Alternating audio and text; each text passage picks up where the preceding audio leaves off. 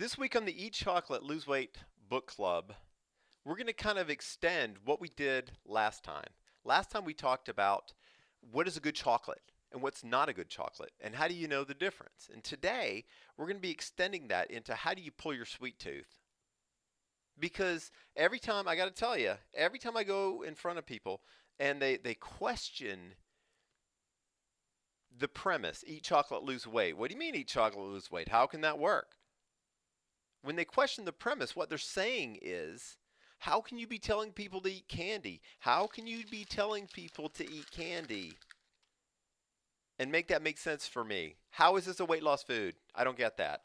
It's a confusion that we have because we have so overloaded everything with sugar. Sugar, sugar, sugar. It's a mess. I have to read you this, just like I did last time. I have to start with just a little passage that sets the stage and gives you sort of the framework for what we're going to be talking about today. I have to wear old man glasses because I am now officially 9 billion years old because I was raised in the middle Jurassic period when there were dinosaurs roaming the earth. And so now here we go. So this is about sugar and chocolate. This is from page 59 of the book. Just real quickly, what does overt sugar do to the flavor of your food? It makes it sweeter, right, but it also dumbs it down so it's simpler with fewer complex flavors. And all you taste is a swamp of sweet. And the effect is that all of those other wonderful flavors are lost underneath the swamp of sweet. And right, I mean, fair enough. A lot of people, what they want is sweets with the sensual immediacy and complexity of a sugar pill. Got it. But super sweetened chocolate not only works against your own weight and health, it also completely obliterates all the other flavors of the cocoa. I mean, the very same thing happens to your coffee. You've seen this every day. I mean, we talk about cocoa and you're like, well, that kind of makes sense. I guess I get that. But with your coffee, you get it. You ever go into a coffee shop and you see somebody order one of those huge pails of coffee with caramel or flavored syrup or piles of whipped cream spoozing out the top of the thing? It's gross. That, my friends, is no longer a coffee. Just like this no longer qualifies to be a chocolate. It's not a coffee, man. It has lost the right to be called a coffee. It no longer inhabits Coffeeville when normally a 5-calorie beverage mushroom clouds into a 700-calorie thing. And, by the way, while I'm ranting, don't think that the coffee part somehow cancels out the iced peppermint white chocolate mocha part, because it doesn't. Just like, look at this. The dark chocolate part does not cancel out the vehicle for sugar part. It doesn't. Or that if you just make it skinny, right? By having this massive venti thing of whipped everything. Hi, Chocolatour. Hi, Beth.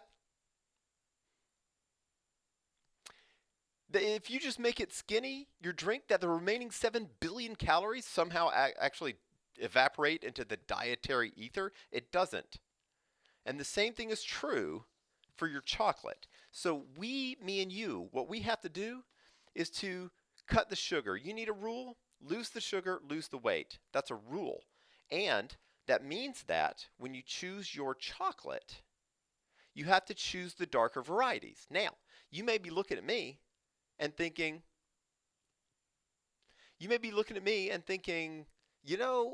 I would rather chew on a tree than eat dark chocolate. The reason you think that is because we've been coached by this culture to choose those sweeter chocolates. And what we're going to do today together is to coach ourselves out of that. Right? I mean, a lot of people will say, yeah, but a calorie is a calorie is a calorie. What's the difference? There's kind of a huge difference. And let me give you an example. I was looking at this in the book. I have this chart showing 3 different kinds of chocolates. Like right here, I have this 85% green and black chocolate. That's my daily chocolate. Right under here, I'll show you in a second, is a 70% and then a 50%. How do those differ in terms of fat, calorie, and sugar? Do you guys know that? How do they differ between fat, calorie, and sugar? As you go from 90% cocoa, you guys, 90% cocoa down to 50% cocoa, the sugar content, get this, this is amazing. The sugar content increases by 84%. The fat content decreases by 35%. So fat, which has more calories per item, decreases by 35%, but the sugar increases by 84%. In fact, the overall calories are the same, are absolutely the same between 50% and 90%. However, you have more sugar and less cocoa butter. If in this world we live in, they tell us that means they're equivalent, right? Because it's all about the calories. Do you guys buy that? I mean, do you believe that? What sugar does in your body, in fact, is detrimental. And because of how it engages with your insulin response system, it can create cravings. It creates it. It makes you tired and hungry. So if you're sitting around the house, let's just say you're sitting around the house and you're going, man, I wish I was hungry all the time. I wish I was just like hungry and just wanted to eat all the time, all the time, all the time. If you want that, if that's your goal, then a good solution for you is to include things that are high in sugar. Eat things high in sugar because that'll solve that problem for you. So, do you guys know, by the way, do you guys know how much sugar, I mean, you look at us in this culture and you look around and, oh my God, people are eating all the time. Because the things they're having, like these kinds of chocolates, Rolos, where's my Rolos? Oh my God, these kinds of chocolates are driving consumption, creating cravings. It's all that sugar. Do you guys know how much sugar we eat per person per year? Do you guys know this? Give me a number, write it in. How many, and let's just say pounds. This is 1 pound of sugar, and I want you to think about eating, like pouring it and just eating it. 1 pound of sugar. How many pounds of sugar do we eat per person every year? Give me a number. 1,000. That's awesome. Kim says 1,000 pounds. Beth, 100 pounds. Do you guys know what? Let me show you this. I'm going to show you this. I'm going to shift views to my screen and then take you to down. I'm going to take you to the slide, which is here. What I'm showing you now is the average per person sugar consumption in the United States, right here. Check this out. This is more than most people weigh. Look down here. This is the average per person per capita sugar consumption in Japan. One of these things is not like the other. One of these things is not the same. This is where the problem is. This is not where the problem is. Do you see the difference? Let me go back to the camera.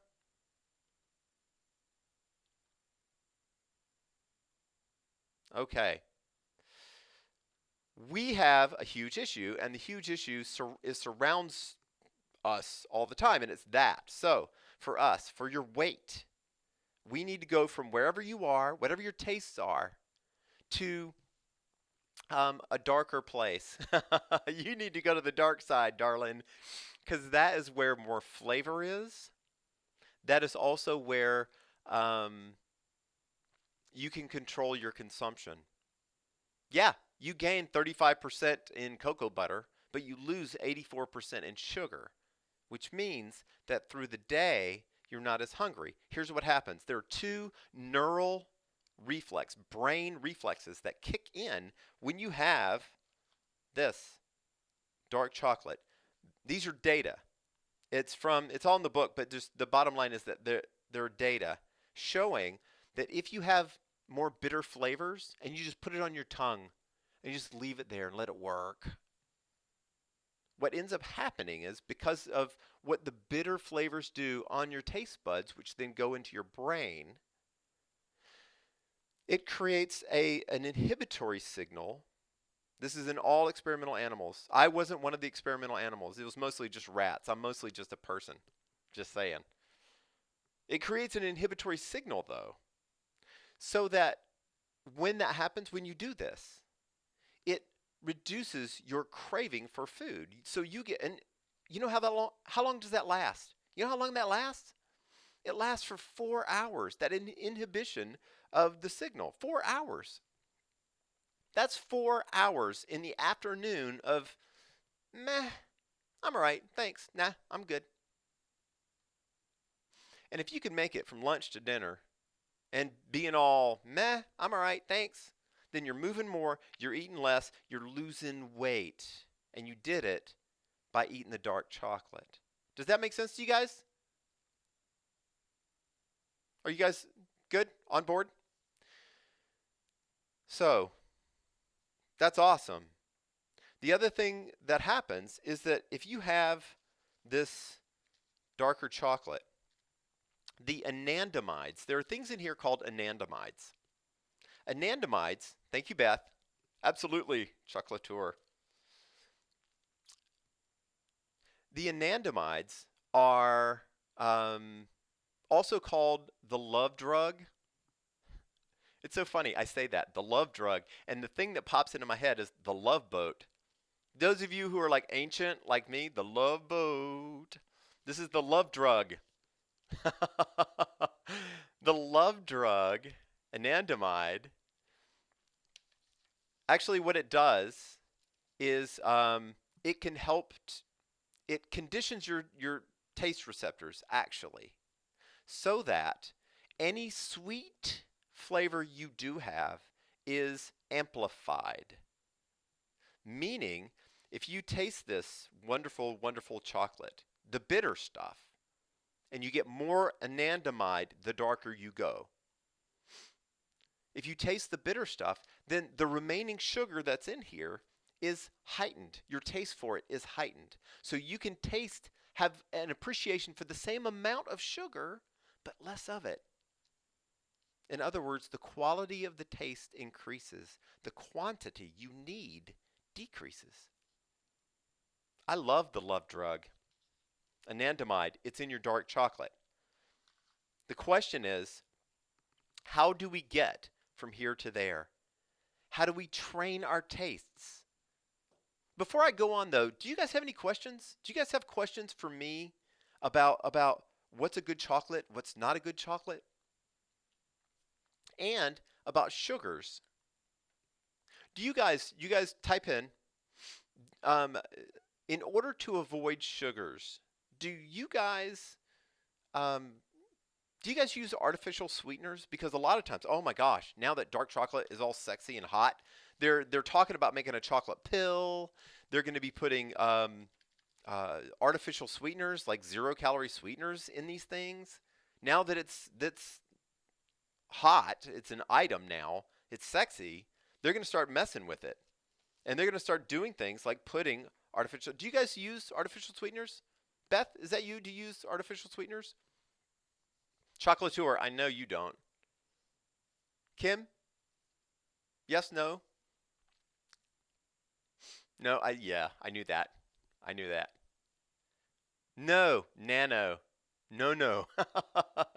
That's awesome, because these things, they are pink and they're powder blue and they're sunshine yellow. These guys, yes, we do need to reduce our sugar consumption, but a covariate with the consumption of sugar is the taste for sugar. And what this does is dissociate those two. There is no consumption of sugar, but there is the taste for sugar. What this can do, these do, in fact, is, hold on, Just water. What these do, in fact, are to condition your tastes so that you crave more of them. So you end up wanting more sugar. It's a mess. There was a study. Ask me for the study. I'll post this for you. I'll send it to you if you request it. There's a study looking at that like the past many years, and it was a longitudinal study that looked at all of the studies assessing artificial sweeteners and their impact. And what they found was that artificial sweeteners produce something called metabolic derangements. Derangements. So if you sit around the house and you're like, man, I wish I was metabolically deranged. I'm too metabolically on par, and I hate that. And you need a solution for that problem? Metabolic derangements. Let these go. Make sense? All good? This Splenda. It's sucralose also. It is it says on the thing, it says made from sugar, so it tastes like sugar. You know what it is? You know what this is? Do you guys know what this is? How did they get 0-calorie sweetener? And how do they get sugar and make it 0-calorie? Do you guys know how they do that? What do they do to this? Do you know? You guys?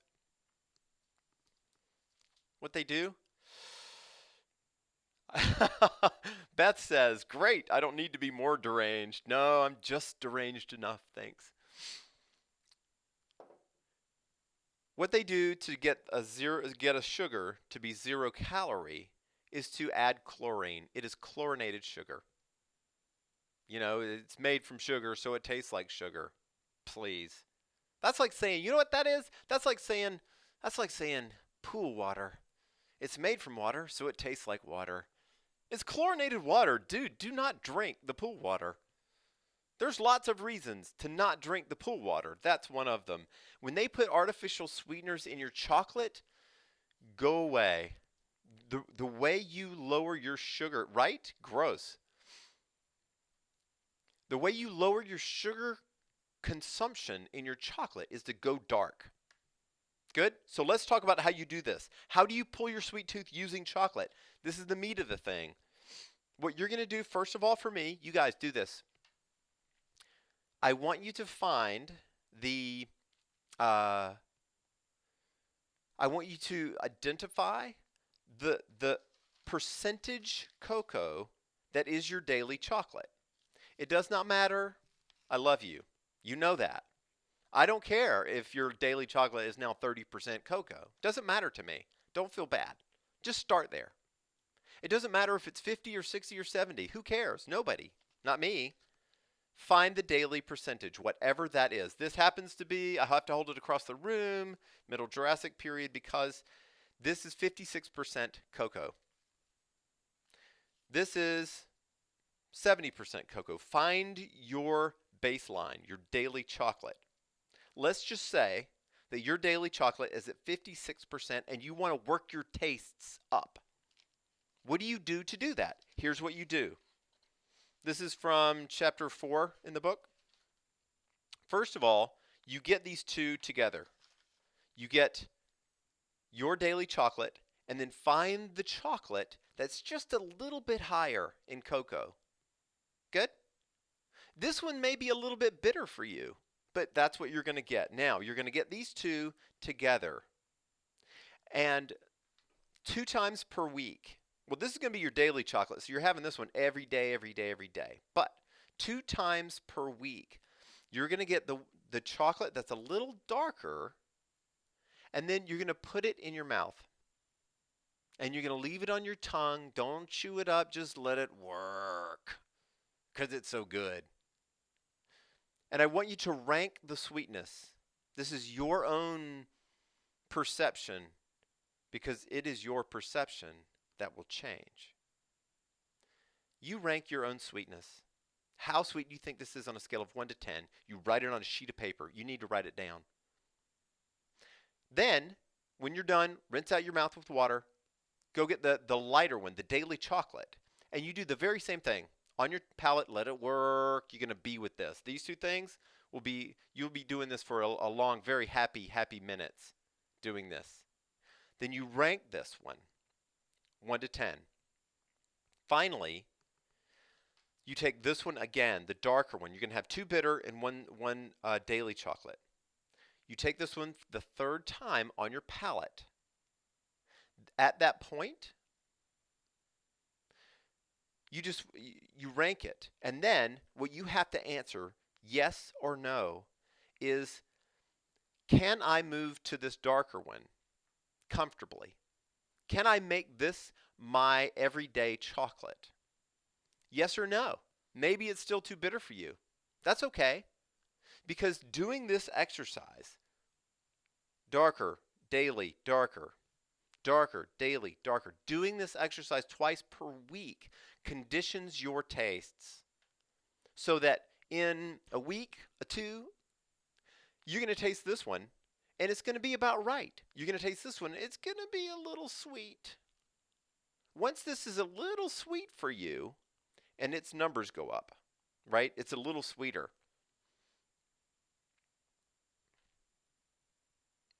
When that happens, this becomes normal, and then that's your daily chocolate. And then suddenly, you're at 70% every day. You're getting more of the cocoa. You're getting less of the sugar. You're getting more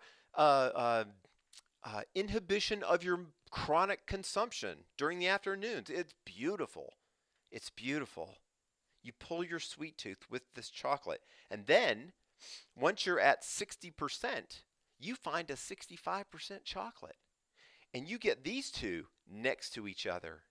And you're taking your, say you're at 65 now. You take your 65. And then you taste it, you rank it. You go to 70. You taste it, you rank it. No, you start with the darker one. Go darker, daily, darker. And you rank them and you determine, can I move up comfortably? You do that twice per week and you're going to move your taste up little by little. It conditions it. This is like operant conditioning, but you're the scientist, you're the experimental animal. Oh, bummer.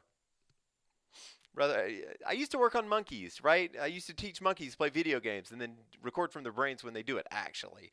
And they got apple juice and craisins and things. This is so much better. We should have been giving them chocolate. A downstream effect. Chocolatier, great point. Thank you. Chocolatier made a great point. A really great way to get yourself to eat darker, more pure chocolate is to put cocoa nibs on your yogurt. That is so great. And fruit in your smoothies. Good idea. Your taste buds get used to eating the straight pure stuff. That's awesome. And like she said, the your taste buds get used to it, not just for the chocolate. The win. You win when you get to eat more chocolate and lose weight doing it. But you also win. That's like the win. Then the win-win happens when you go to things that you normally eat or drink. Not chocolate, anything. And you find that your tastes have changed. You find that you don't have a craving for the super sweetened sodas. You don't have a craving for the caramel macchiato or the sugar that's in everything, the high fructose corn syrup that they put in everything. It's too sweet for you. In essence, what you've done is you've leveraged what's awesome about chocolate to change your tastes for everything that you eat. So suddenly, that 140 pounds of sugar you've been eating every year goes down to 80 pounds. And oh, look, I'm losing weight. Oh, look, I have to buy smaller pants. That's the win, win, win. Oh, dang, I got to buy smaller pants. In the end, that's, I don't know. That's what we want, smaller pants. Does that make sense, you guys? All good? All right. Do you guys have questions for me before I go? By the way, I just want to say thank you to you guys for coming by. Thanks for coming by and asking questions and interacting with each other and helping each other out. That's awesome. Other questions for me before we go? And what you're going to do, you guys, is you're going to go away. You're going to find your daily chocolate. You're going to do the sweet tooth test, and then you're going to come back next week. You're going to come back, and we're going to talk about how that went for you, and how's your sweet tooth going. Make sense? All right. Well, listen, you guys have a wonderful weekend. Love it. And you, woot. Thank you. You guys have a wonderful weekend. Huge love, guys. Huge love. You guys take care, and I will talk to you. Ciao. I will talk to you next week on the Chocolate Book Club right here on FitBee. Take care. I'll talk to you soon. Bye.